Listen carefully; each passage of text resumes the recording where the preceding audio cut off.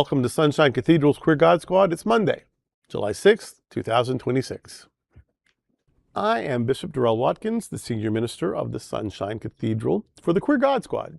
Join me today and most days. Joining me are Bishop Robert Griffin and Reverend Dr. Ann Atwell. Visit sunshinecathedral.org to learn more about us. Queer God Squad was created by hot spouts happening out to support our mission to explore the value of faith in the LGBTQ community. There is no streaming TV show like this in the entire world. In 2026, we are celebrating the 41st anniversary of Hot Spots magazine with Queer News Tonight, sharing over 14,000 stories and 12 million views so far. We are the largest nonprofit LGBTQ media organization in America, and we encourage you to support our mission to inform, entertain, and educate our community and allies. Please like and share today's story, and if you'd like to support the work of Sunshine Cathedral, visit sunshinecathedral.org. This is the Sunshine Cathedral Perspective. Another Christian organization values doctrine over real lives. A few weeks ago, Queer News Tonight, a streaming nightly news show of Happening Out television network, reported on an upsetting reversal of a Christian organization on the issue of adoption. Bethany Christian Services announced it is rolling back its 2021 policy of inclusion, reinstituting a strict ban on same-sex couples looking to foster or adopt children. The Michigan-based evangelical agency, which operates in more than 25 states, has updated its foundational statement of faith to explicitly define marriage as a covenant between one man and one woman. Under the new guidelines, all regional staff and prospective foster families must sign and align with this right-wing doctrine by June 2027 in order to remain with the organization. Civil rights organizations condemn the reversal as a discriminatory step backwards that weaponizes religious doctrine against qualified parents. The agency's leadership, by contrast, says that the policy shift is vital to reinforce its core Christian identity. Advocates warn that the ban will worsen the ongoing foster care crisis by turning away stable, welcoming homes. Boy, there's no hate like Christian love. Huh? Wow. You know, a couple of things about this. They identify as the Bethany Christian, but their Christian identity is really one of exclusion. They're targeting the marginalized and those people who just really want to step in and help foster and raise young children. And as shocking as that kind of is and really just takes your breath away, I also think about the LGBTQ kids in that system. And they're seeing this and saying, you know what, obviously we're not good enough. They're going to go to families that may not support the LGBTQ plus community when they could be getting loving, stable, welcoming, warm homes from the queer community. It really is a major step backwards, and it's heartbreaking to me. Yeah. Our family expanded when a queer kid landed in our laps. And we still think of that as sort of a miracle, and as does he and his family of origin. They wanted him to find a family that would be supportive and maybe even understand him completely by being queer themselves, and that's exactly what happened. An answered prayer, they say. They were so afraid he would wind up, you know, in the Midwest with some conservative that would, like, he'd have to hide or be denigrated. Nope. This queer kid landed with these queer parents, and it was so good for his life, and it was good for our lives, and just showing that love is a healer, love is a miracle worker. Yeah, there are kids that need a home, and there are people with love that would love to give it, and that this would be the thing that kept people apart. When the American Pediatric Association and the American Psychological Association say emphatically that parent sexual orientation has zero impact on the children's development in the home, I can certainly attest to that. I have 2 straight siblings. I had 2 straight parents. I had 4 straight grandparents. And here I am, gay as a picnic basket. That's how it came. It's how it landed here. The stork delivered me in a rainbow-colored pouch. That's how I am. It has nothing to do with the parents. It has nothing to do with the culture. I saw women in bikinis selling beer in cars my whole life.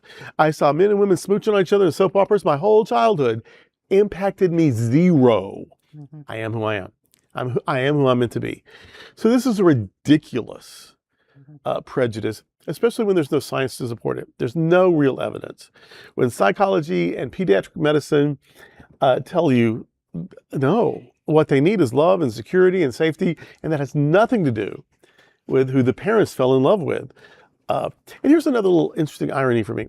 That these services call themselves Bethany. Bethany. Lazarus and Mary and Martha were from Bethany. And they are this alternative family. They call themselves brothers and sisters, but even for two sisters and a brother, for three adult siblings to be living together without spouses or children, that is odd in that patriarchal culture. So even if that is 100% true, it is still a queer family. They are still out of the mainstream. That these three adults just stayed together their whole lives without children, without taking care of their parents, without children, without marrying. What is that about? How likely is it 3 out of 3 didn't marry or have kids and just live together their whole lives? P.S. We do know throughout history that people who were queer, who would couple up, would sometimes move to a new place and identify as siblings or cousins or whatever. They would identify as a family unit so that people leave them alone. And that's how they could be themselves and live their lives.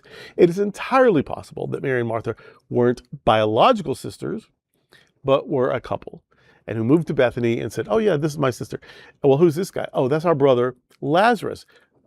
Just maybe their gay buddy who joined with them. And who is the family that Jesus most identifies with in the New Testament?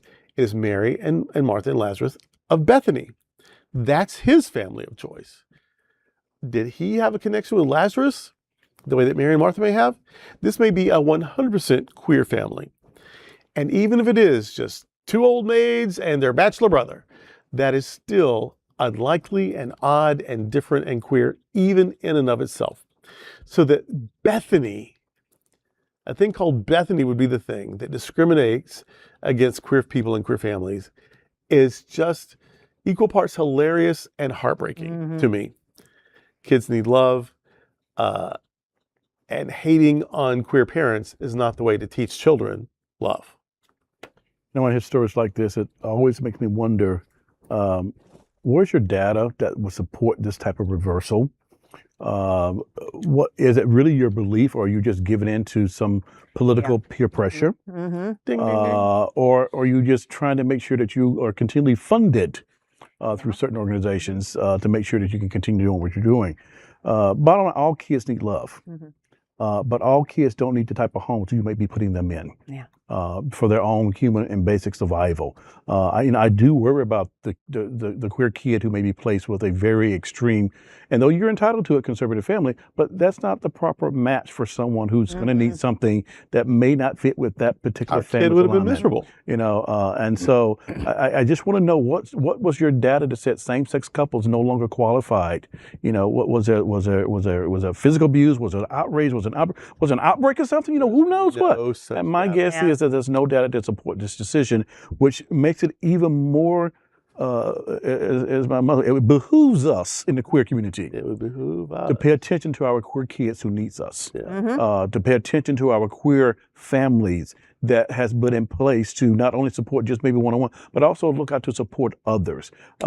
These are very, very unique times we're living in, where the queer community is becoming more marginalized day in and day out. And now our kids are becoming even the target of attacks by not being replaced with families that can be in loving and caring home that will support them and nurture them and help them to grow into the child that they wish to become. So it behooves us to even pay attention to these kinds of things in our communities, in our churches, in our nonprofit organization.